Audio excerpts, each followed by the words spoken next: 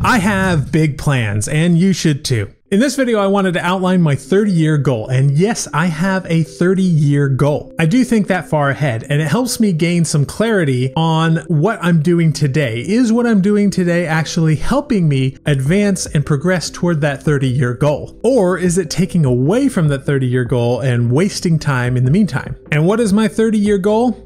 I want to be the next Walt Disney. Let me explain. But there's a problem with having big plans like this. For one, it's very easy to get discouraged because you have this big thing, and if you're not anywhere near accomplishing that big thing, it can feel discouraging. Big plans definitely have higher risk and higher chances of failure. And I can already hear the naysayers telling me that I shouldn't even aspire to be someone like Walt Disney, or telling me that I can't do it, that it's not possible, or even maybe criticizing the fact that I use AI or other technologies in my process, telling me that I am not a real author, not a real storyteller. So let me break down exactly what I mean when I say I want to be like Walt Disney, as well as my plan going forward to reach that goal.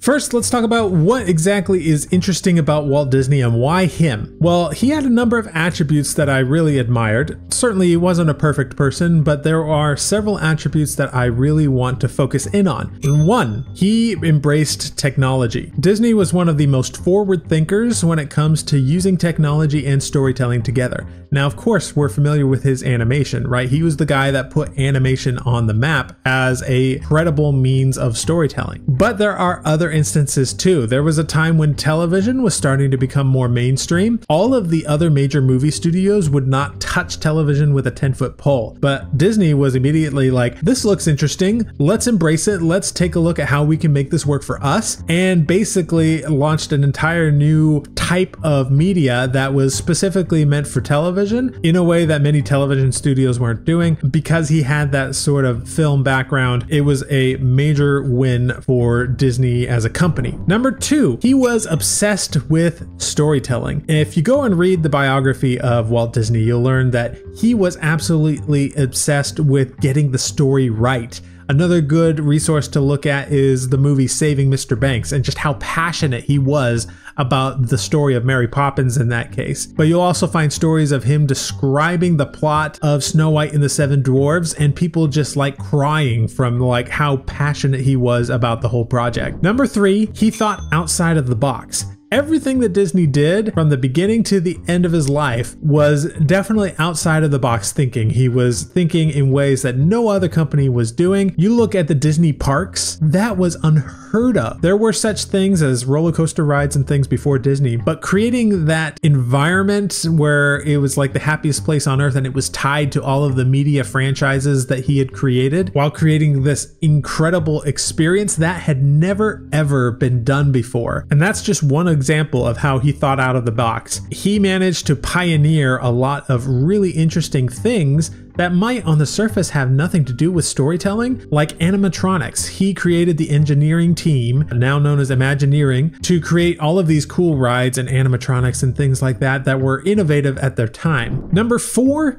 he valued learning, especially learning through entertainment. I believe he even coined the phrase edutainment, which is the process of basically helping people learn through things that they enjoy. I like to call it accidental learning through an entertainment because it's just a really cool process of learning that doesn't feel like learning. I also take a lot of inspiration from the fact that Walt Disney really did a lot of work with public domain stories. Now, I know he probably did that mostly because they were freely available for him to use and he didn't have to pay anyone royalties for them, but I've found myself equally fascinated with the myths and legends and fairy tales of the world, and much, if not most, of the work that I produce is based on public domain properties like that, like Disney would have done. Now, the fifth attribute that I want to talk about for Walt Disney is that he was actually one of the greatest marketers of all time. If you go and spend any time just actually looking at the models that Disney invented, particularly in regards to the theme parks, but also related to how he managed the merchandise of all of the Disney products, starting really almost famously with the Mickey Mouse watch. Nobody had really done merchandise before Walt Disney. A lot of people give George Lucas the credit for kind of coming up with merchandise merchandise as a viable means of income, but it kind of started with Disney first. Disney licensed out the likeness of Mickey Mouse to this clock manufacturing company.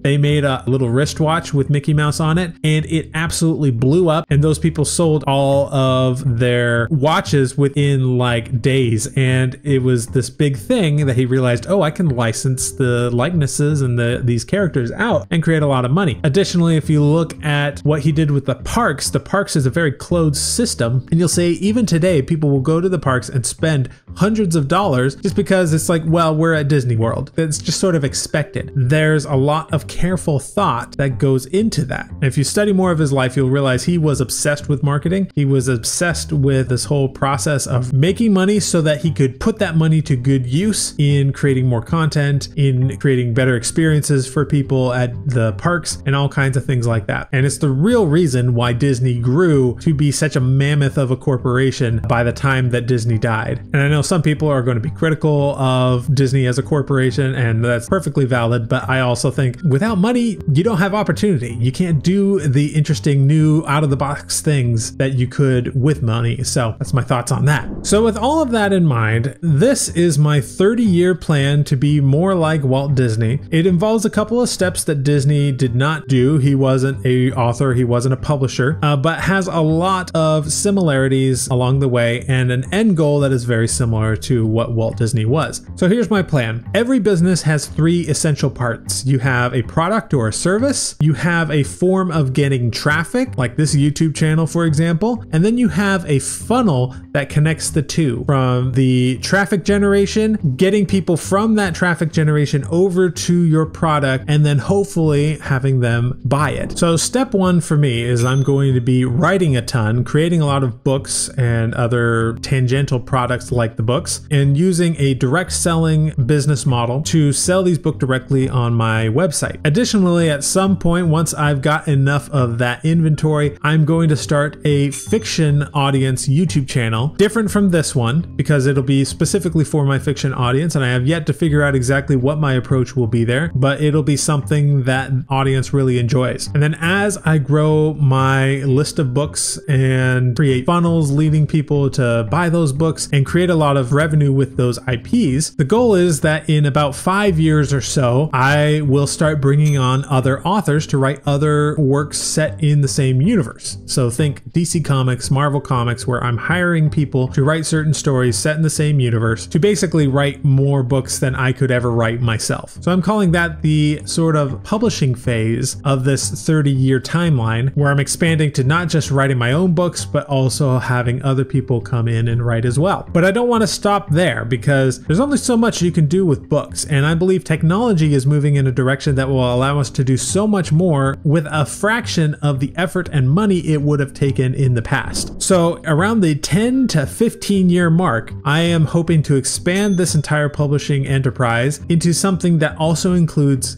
gaming and animation. So why gaming and animation? Well, at least from where I currently stand, things may change in the future, but I do believe that tools such as Unreal Engine are becoming widely accessible to a lot of people who are not so technical, and becoming much easier, especially when integrated with AI, to create your own gaming assets, to create entire environments that look realistic or that you could use in animation and not just gaming. Unreal Engine has really become this really cool tool that could work for not only gaming, but for animation and even for, say, like backgrounds of a live action studio. So in that 10 to 15 years, I want to expand and start adapting some of my stories to animation and to gaming, and maybe even get some VR gaming in there so you could actually go and explore these worlds. I have this sort of vision where, say you were to write a short story, and then you could take that and create a little animated film using Unreal Engine, and then all of the assets that you created in Unreal Engine for that animated film, you could reuse those and create a little game that goes along with the story, maybe even a little VR game, so you could actually step into the world of the animated film that you created and see it. That I think would be really, really cool, and a really great way of integrating technology in a way that is relatively cheap and accessible to a lot of people. So that's the 10 to 15 year timeline. Around the 15 to 20 year timeline, I want to expand those ideas even further and start doing more live action. I actually want to create an entire live action studio that utilizes a lot of these tools like Unreal Engine and AI to create affordable, accessible entertainment for people based on my work. And what this would look like, I think, is virtual production. If you go and look up the phrase virtual production, it's kind of a hot and growing thing right now. I don't know if it'll look anywhere near the same in 20 years. It'll probably be way better and way more accessible and affordable. So some of these things might actually happen on a more accelerated timeline than the 15 to 20 years that I'm talking about. But if you look at a production like, say, The Mandalorian, in The Mandalorian, they had this thing called the Volume, which was a bunch of LED screens surrounding the characters and the set that they built, which allowed them to do these like incredible vistas, all of which were rendered with Unreal Engine. So that if you were to move the camera, you would be moving that camera around in 3D space. So it would look like the background is shifting in just the right appropriate way in relation to the character behind it. And it's a really cool technique, and a lot of smaller studios are creating similar things. They might not have an entire 360 volume like you see in The Mandalorian, but you do see like one wall being an Unreal Engine screen, basically, where you can put people up against the screen and it acts like a super high-tech green screen. And that's what I want to do in this progression of the timeline, where we're moving not just from gaming and animation, but actually incorporating live action elements and sets. The reason I put this late on the timeline is because it would require a lot more money than everything else that I've talked about, because it would require a studio space, it would require huge tech setup to get that wall in place, and then of course you'd have actors and production set designers and everything. So it's a lot more involved, but still the fact that you could take those technologies and create what today would cost millions of dollars, I think you'll be able to do it for maybe just a couple million instead of hundreds of millions. So I think that is a really exciting way that technology is going, and one that I want to explore a lot more. So given all of that, that's the 20-year timeline. By the time I reach 30 years, I want to have all of those things. I want to have feature films made that I might have had a hand in writing or directing. I want to have full animated series, full video games, all done by a relatively small team and all based on the intellectual property that I and other authors have been collaborating on. And by the time we reach 30 years, to go full Walt Disney,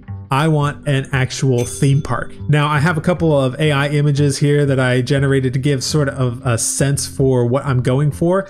What I want for this theme park, it would be a little bit less like the Disney parks, a little bit more like an immersive Renaissance festival. The closest thing that I've found to it right now is, if any of you have actually gone to medieval times, it's actually a kind of similar experience to what I'm thinking, but on a grander scale, where I would essentially create an entire little medieval village or town. Think the town of Whiterun in the novel Skyrim. I'd like to create that town, basically. And then it would function as part theme park, part Renaissance festival on steroids, and then might actually serve as the home campus for the business that I run. So all of these things like the virtual production studio and everything could actually be contained as part of this entire medieval village, but it would look, and the trappings and everything would be more like a cool medieval village. Even think we could actually set up an actual town where you'd have houses that are medieval themed that people rent out or even buy. You have like a real estate option there. There are many possibilities. I haven't nailed them all down yet because it's still way out there in the future, and there are a lot of steps that have to happen before that,